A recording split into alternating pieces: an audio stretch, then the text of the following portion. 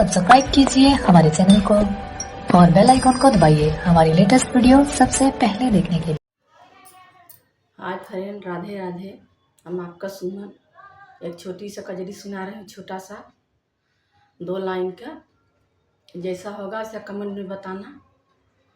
और आसान है, पूरा उम्मीद बा आप लोग के पसंद आएगा मेरी कजरी। अब जो जैसा होगा वैसा कमेंट में बताना।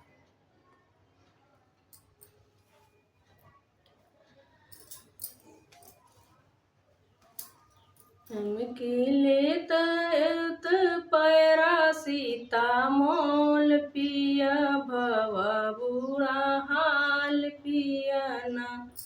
लेत पैरा सीता मोल पिया भवा बुरा हाल पिया ना। घरवा होता नहीं वही हमसे काम पिया भवा बुरा हाल पिया ना। धनवा लगावत लगावत भवा बुरा हाल पिया ले अवत सीता मोल पिया ना। हमसे घरवा नहीं होता ये काम पिया भवा बुरा हाल पिया ना। हमसे घरवा नहीं होता ये काम पिया होता बुरा हाल पिया ना। घरवा ये काम नहीं खाना हमसे खवाता पिया ले अवता सीता मोल पिया ना। हम ते घोटत बाई रारी का दाल पिया भवा बुरा हाल पिया ना। घोटत बाई रारी का दाल पिया भवा बुरा हाल पिया ना।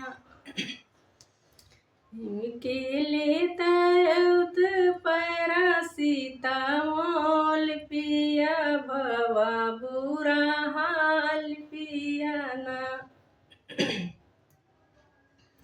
ओकरे साथ मिलैया से नार पिया भवा बुरा हाल पिया ना।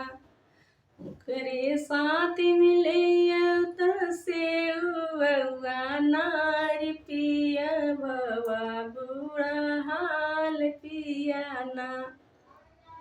हमके लेते अवत से नार पिया भवा बुरा हाल पिया ना।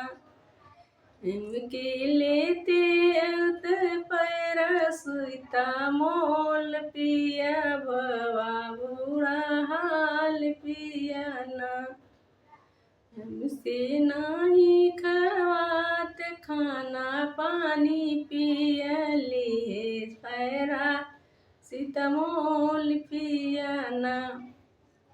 ओकरे संग मिलियल से ओकरे संग मिलियल तू नार पिया भवा बुरा हाल पिया ना। तहरे घरवा हमसे खनवा न घोटात बलम जी ले आवा पैरा सीता मोल बलम।